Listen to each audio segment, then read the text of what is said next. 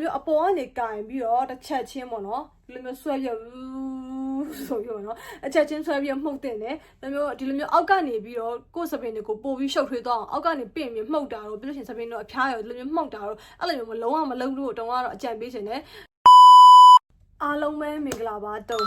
ဒီနေ့အကုန်လုံးကိုစပင်နဲ့ပတ်သက်ပြီးတော့ share လေးလုပ်ပြီးမှဖြစ်ပါတယ်တုံ hair care routine ဘယ်လိုလုပ်လဲတုံအခုဂျပန်မှာနေလာတာစပင်လေးလည်းတအားကျွတ်တယ်ပေါ့နော်တုံအခုသုံးနေတဲ့ shampoo နဲ့ပတ်သက်ပြီးတော့လည်း share လုပ်ပေးခြင်းလို့ပေါ့ပါဆိုတော့တုံကလေဒီဂျပန်မှာနေပြီးတော့ shampoo တွေအများကြီးသုံးမှုတယ်တည့်ရတဲ့အချိန်ဂျပန်မှာဆိုကြလို့ရှိရင် shampoo တွေတအားကောင်းတယ် hair care နဲ့ပတ်သက်ပြီးတော့ဆိုရှင်လုံးဝအဆုံရှိအများကြီးပဲbrand တွေမှာအများကြီးပဲဟိုမှာတုံနာမည်ကြီးတဲ့ဟာတွေတော်တော်များသုံးမှုပြီးတော့မှအခုတုံနဲ့အဆင်ပြေတယ်စပင်ကျွတ်လည်းတက်တာပြီးတော့စပင်လေးကလုံးဝ short ပြီးရတယ်လေအဲ့လိုဆင်းဖြစ်ပြီးတော့ပေါ့နော်တုံလိုချင်တဲ့ပုံစံတိုင်းဖြစ်တဲ့ shampoo ကအခုမှတွေ့ရဆိုတော့အဲ့ဒီအကြောင်းလိုက်တုံကအကောင်လုံးပြပြချင်တယ်ဆိုတော့ video အဆုံးထိဆက်ကြည့်ပြီးတော့ဆိုတော့စပင်ကအရင်တော့ငယ်လေးကရပါစပင်တအားကောင်းတယ်ပြီးတော့မဲတယ်ဆန်လုံးကလည်းကြီးတယ်စပင်ကလည်းအဖြောင့်ပေါ့နော်တော်အရှိလဲထားခဲ့တယ်တုံစပင်နဲ့ပတ်သက်ပြီးဘာတစ်ခုမှမလုပ်ဘူး Virgin Color ဒီ black ပဲထားခဲ့တာဒါပေမဲ့တုံတက္ကသိုလ်မှာတော့ပထမဆုံးစပင်ကောက်တယ်ပေါ့နော်စပင်ကောက်ပြီးတော့စပင်ကိုအညိုရောင်လေးနည်းနည်းထည့်လိုက်တယ်အဲ့ဒီတည်းကစပြီးတော့တုံကစပင်ပျက်စီးသွားတာကိုဗစ်အပြီးပေါ့နော်တုံရမွေးနေ့အတွက်ဆိုပြီးတော့စပင်အယောင်ဆိုးချလိုက်တယ်ဆိုတော့အဲ့ဒီအယောင်ဘာယောင်လို့ထင်လဲအဖြူရောင်မဟုတ်တယ်အဖြူရောင်အရန် crazy ဖြစ်တာဆိုတော့တော်တော်များသိမယ်တုံးအင်ကြီးဆိုရှင်တော်တော်များကတော့အဖြူရောင်နေပဲတုံးအရင်နဲ့အရန်အဖြူရောင်နဲ့ပတ်သက်ပြီးအရန် crazy ဖြစ်တယ်ဆိုတော့တုံးကအဖြူရောင်ဆိုးကိုဆုံးမဖြစ်မယ်ဆိုပြီးတုံးရဲ့ပထမဆုံးဆွဲတဲ့အကြောင်းကတော့အဖြူရောင်ပါရဲ့အုံနောက်ထဲမှာပေါ့တုံးဆိုပြီးအဖြူရောင်လေးဆိုးပြီးတော့ပြီးအစိမ်းရောင် line လေးဖောက်မယ်ဆိုပြီးပေါ့တုံးကအရန်ကိုစဉ်းစားထားတာဆိုတော့အဲ့ဒီတိုင်းဆိုးမယ်ဆိုပြီးတော့စပင်းရောင်နှစ်ခါချွတ်လိုက်ရတယ်ပေါ့နော်နှစ်ခါချွတ်ပြီးတော့အဖြူရောင်ဆိုးတယ်ပြီးလို့ရှိရင်ဒီဂျားရဲ့မှာအစိမ်းရောင်လေးဖောက်တယ်ပေါ့နော်ဒါပေမဲ့အဲ့ဒါကမကြောက်ဘူး2ရက်လောက်ပဲရှိသေးတယ်အဲ့အစိမ်းရောင်လေးကတော့ပျောက်ကုန်တော့မွေးနေရလည်းမရောက်သေးဘူးဆိုတော့စပင်းအစိမ်းရောင်လေး complain တော့တာပေါ့နော်အစိမ်းရောင်လေးကဘာလို့ကျွတ်သွားလဲဆိုပြီးတော့ပြန်လုပ်ပေးမယ်ဆိုပြီးပေါ့နော်တော့စပင်းနောက်တစ်ခါထက်ချွတ်ပြီးတော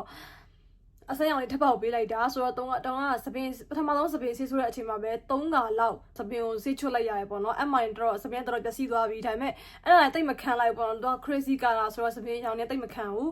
တုံးက hair treatment နဲ့ပတ်သက်ပြီးတော့လည်းဘာမှမသိဘူးဆိုတော့အဲ့လိုမျိုး color ညင်ရောင်ဘယ်လိုလုပ်ကမလဲဘာတွေလုပ်ကမလဲဆိုတော့မသိရတဲ့ကြောင့်မို့ဒီတိုင်းပဲထားလိုက်တဲ့အချိန်မှာတပတ်အတွင်းပေါ့နော်အဲ့ဆေးရေကတော့ကြွကြကုန်နေဆိုတော့တုံးကဒီလိုမျိုးအဝါရောင်ကြီးနဲ့ပဲအဝါရောင်စပင်းကြီးနဲ့ပဲတစ်ထောင်နေလာခဲ့ရတာကွာတိလားကိုကတော့ပြောချင်တာကွာတိလားစပင်းကို hair care မလုပ်နိုင်ဘူးဆိုလို့ရှိရင်စပင်းရောင်မဆိုးတင်တာအကောင်းဆုံးပဲကွာလူတယောက်ကိုကြည့်အောင်နဲ့ကွာအဲ့လိုမျိုးစပင်ကာလာကျွတ်တဲ့အရာကြီးနဲ့နေနေတာကြီးကလေအရန်ရုပ်ဆိုးတယ်ကွာတိလားအဲ့လူကဘယ်လောက်ထိကိုခဲမလုပ်လဲ hair care မလုပ်လဲဆိုတာလေအဲ့ဒီစပင်အရာကြည့်အောင်ကိုတိတာကွာတိလားအကယ်လို့စပင်ကို hair care မလုပ်နိုင်ဆိုကြလို့ရှိရင်original အရာနဲ့ပဲနေရကောင်းတယ်တုံဆိုလို့ရှိရင်အရာဆိုးကျင်တယ်ဒါပေမဲ့ခဲစပင်နဲ့ပတ်သက်ပြီးတော့ခဲမလုပ်နိုင်တဲ့အကြောင်းမလို့အရာဆိုးဖို့အတွက်အခုထိစီစဉ်မရှိဘူးပြီးတော့တုံကလည်းကို black နဲ့ပဲပို့ပြီးတော့လိုက်တယ်လို့ခံစားရကြောင်းလို့စပင်ရောင်ဆိုးဖို့ကအခုထိအစီအစဉ်မရှိသေးဘူးစပင်ရောင်ဆိုတာတက်တဲ့သူတွေတက်ဆိုကြလို့ရှိရင်တုံကလေကိုစပင်ကိုလည်း hair care အမြဲလုပ်ပြီးဖို့တော့အကြံပေးခြင်းနဲ့အဲ့လိုမျိုးစပင်ကျွတ်ကျသွားတဲ့အဝါရောင်ကြီးနဲ့မနေနဲ့ပေါ့နော်တော့အခုချိန်ပုံနေပြန်ကြည့်ခဲ့လို့ရှိရင်တုံစပင်ကအယောင်ဆေးဆိုးပြီးတော့ကျွတ်သွားတဲ့အဝါရောင်ကြီးနဲ့နေတဲ့အချိန်ကလေအရန်ရုပ်အဆိုးဆုံးအချိန်ပဲရုပ်ပေါက်ဆုံးအချိန်ပဲလို့တော့ခံစားရတယ်။အယောင်ဆိုးခြင်းနဲ့ဆိုတော့အနီရောင်ပေါ့နော်အနီရောင်ဆိုးဖို့ဆိုပြီးတော့ကိုအိမ်မှာပဲအနီရောင်ဆိုးချလိုက်တယ်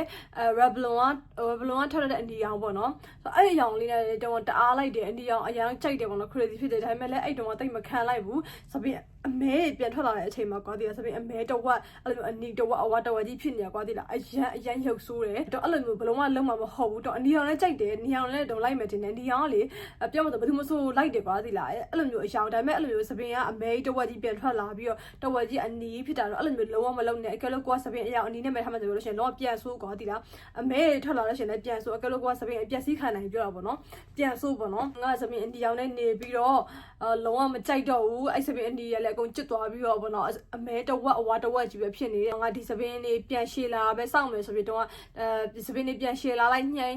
းနေတော့စပင်းလေးအဲ့လိုပျက်စီးနေတဲ့အပိုင်းလေးအကုန်လုံးကပျောက်သွားပြီပေါ့နော်ဒါပေမဲ့တော့စပင်ကအရင်လိုမျိုးငယ်ရလိုမျိုးကောင်းကောင်းမွန်မွန်အဲ့လိုမျိုးဖြောင်းဖြောင်းတန်တန်လေးတော့မရနိုင်တော့ဘူးပေါ့နော်။ဘာရောက်လာချင်းပေါ့နော်ဂျပန်မှာအရန်နာမည်ကြီးရဲ့ foreigner တွေကလည်း review တအားကောင်းတဲ့ဒီ shampoo နဲ့ Fino conditioner နဲ့ပေါ့တော့အရန်သုံးချင်တာဆိုတော့အဲ့ဒါသုံးတယ်ပေါ့နော်ဆိုတော့ဘယ်လိုဖြစ်လဲဆိုတော့ဒီ combo နှစ်ခုကတော့ပုံလေးပြတ်ထားမယ်ပေါ့နော်ဒီ combo နှစ်ခုကဘယ်လိုဖြစ်လဲဆိုတော့တနေ့အဆင်မပြေဘူးစပင်ကျန်းတယ်စပင်ပို့ပြီးကျွတ်တယ်ပေါ့နော်တော့ဂျပန်ဆက်ရောက်ချင်းမို့လို့တော့မသိဘူးပေါ့နော်စပင်ကလည်းပိုကျန်းတယ်လို့ခံစားရတယ်ပိုကျွတ်လာတယ်လို့ခံစားရတယ် ဒီရှမ်ပူနဲ့ကတုံနဲ့လုံးဝအဆင်မပြေဘူးဒါပေမဲ့တော်တော်များများဒီရှမ်ပူကြိုက်ကြတယ်ပြီးတော့ Fino conditioner ကုန်သွားတော့နောက်ထပ်နာမည်ကြီးဖြစ်တဲ့ဒီ Super Key conditioner ကိုသုံးတယ် Super Key နဲ့ Fino နဲ့ဆိုကြလို့ရှိရင်တုန်းက Super Key ကိုပို့ပြီးတော့သဘောကျတယ်အနက်လည်းပို့ပြီးမှွေးပြီးတော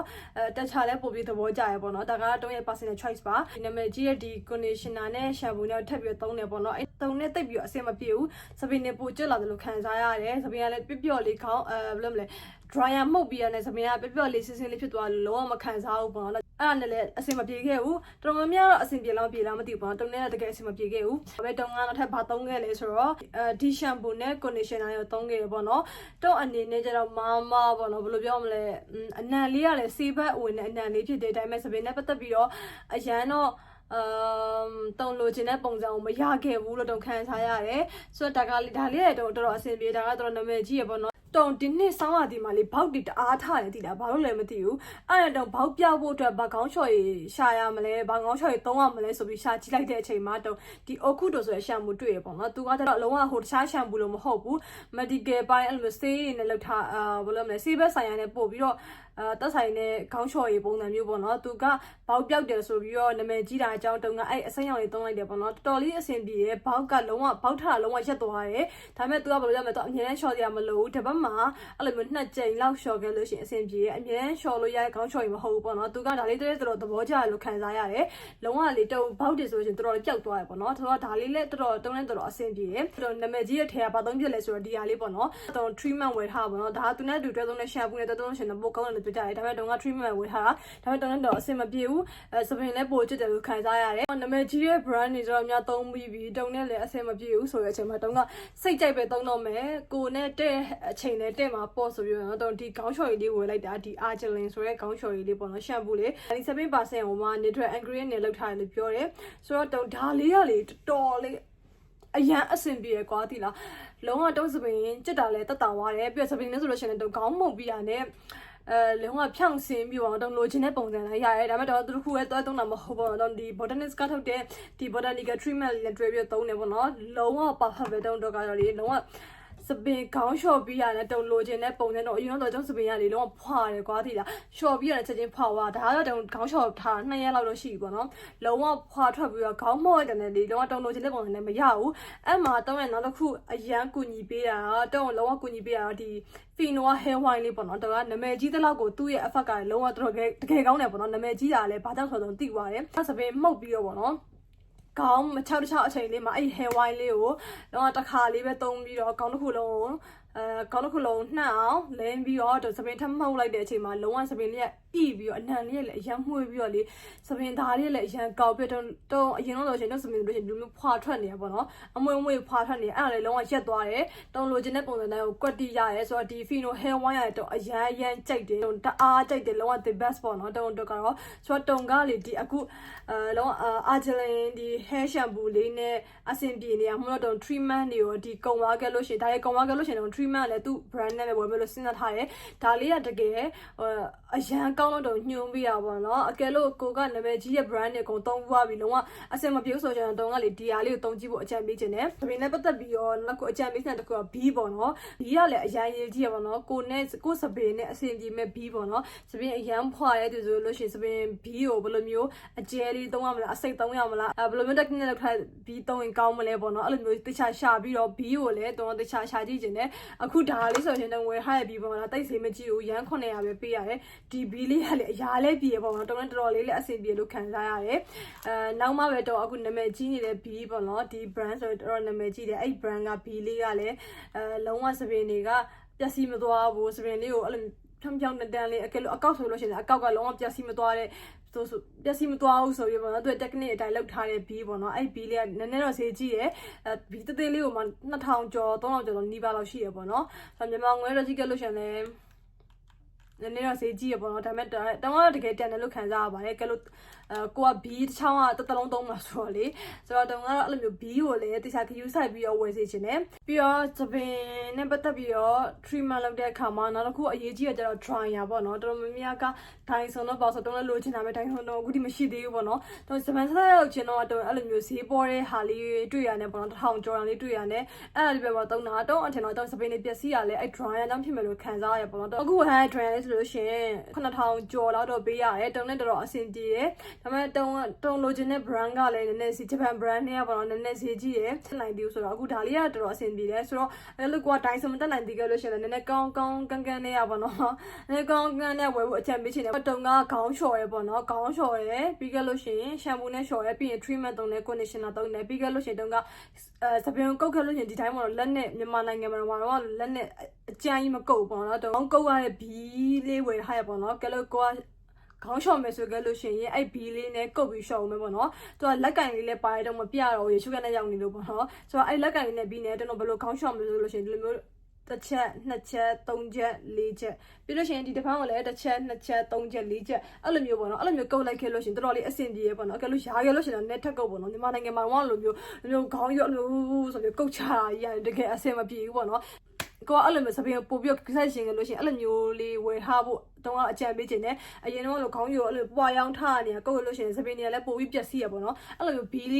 ဘီလေးဆောင်ထားမယ်ဆိုလို့ရှိရင်ခေါင်းရှမ်းမှုလျှော်ပြီးတာနဲ့ရှမ်းမှုသုံးပြီးရတယ်ကိုကဒီလိုမျိုးလေးချက်ကြီးကုတ်ပြီးတော့ဒီအရာတဲ့နေရာရဲ့အနောက်တင်ပြီးအလဲတွေကုတ်ခဲ့လို့ရှိရင်ဒါလေးတော်တော်လေးအဆင်ပြေပေါ့နော်ခေါင်းရှော့မယ်ဆိုလို့ရှိရင်နှစ်ကြိမ်လျှော်ပေါ့နော်ရှမ်ပူနဲ့နှစ်ကြိမ်လျှော်ပြီးတော့ treatment သုံးမယ်ပြီးရင် conditioner သုံးမယ်အကယ်လို့ကိုကစပင်အရန်6တဲ့သူကြလို့ရှိရင်ခေါင်းမလျှော်ခင်အရင်ဆုံး hair wine သုံးရမယ်ပေါ့နော်တုံးတို့တန်လင်စီပဲဖြစ်ရရဲတန်လင်စီနဲ့အရင်ဆုံးစိမ်ပြီးတော့မှပြီးရင်ခေါင်းကိုတန်လင်စီတွေပြောင်းအောင်လျှော်တုံးကကျတော့အဲ့လိုမျိုး wire တိုက်ဆိုတော့တန်လင်စီတွေပါ hair wine တွေပါခေါင်းမလျှော်ခင်သုံးဖို့တော့မလိုဘူးအကယ်လို့ကိုကစပင်6တဲ့သူလို့ရှိရင်တော့သုံးဖို့အကြံပေးတယ် hair wine သုံးပြီးလို့ရှိရင် shampoo သုံးပြီးလို့ရှိရင်ကုတ်ခဲလို့ရှိရင်လည်းတုံးက brush လေးနဲ့တေချာကုတ်ပြီးရင်နှစ်ကြိမ်လျှော်ပြီးလို့ရှိရင် treatment သုံး conditioner သုံးဒီပြောင်းစစ်ပြီးတော့dryer နဲ့မှုတ်ကမယ်ပေါ့နော်အရင်တော့ခေါင်းကိုဆိုရင်တုတ်ခဲလို့ရှိရင်လည်းလိုမျိုးဝုန်းဆိုပြီးတော့ပွားလျောင်းထားနေမတုံပဲနဲ့တေချာလေးပေါ့နော်တေချာလေးစပင်းနဲ့ကြိုးကြည့်မတော့အောင်စပင်းနဲ့ပိုးပြီးပွားမတော့အောင်တေချာလေးတုတ်မယ်ပြီးကြလို့ရှိရင်တော့တုံးလို့စပင်း dryer ကိုလည်းဒီလိုမျိုးဝူးဆိုပြီးတော့ခေါင်းကိုမှုတ်ချင်တယ်လို့ဒီအထဲတွေကိုမှုတ်ပြီးဝူးဆိုပြီးအောက်ကိုလည်းဒီလိုမျိုးလှန်ပြီးမှုတ်တာတော့ဘာလို့မလုပ်ကောက်ဘူးပေါ့နော်ဒီလိုမျိုးအပေါ်ကနေကင်ပြီးတော့တစ်ချက်ချင်းပေါ့နော်ဒီလိုမျိုးဆွဲပြ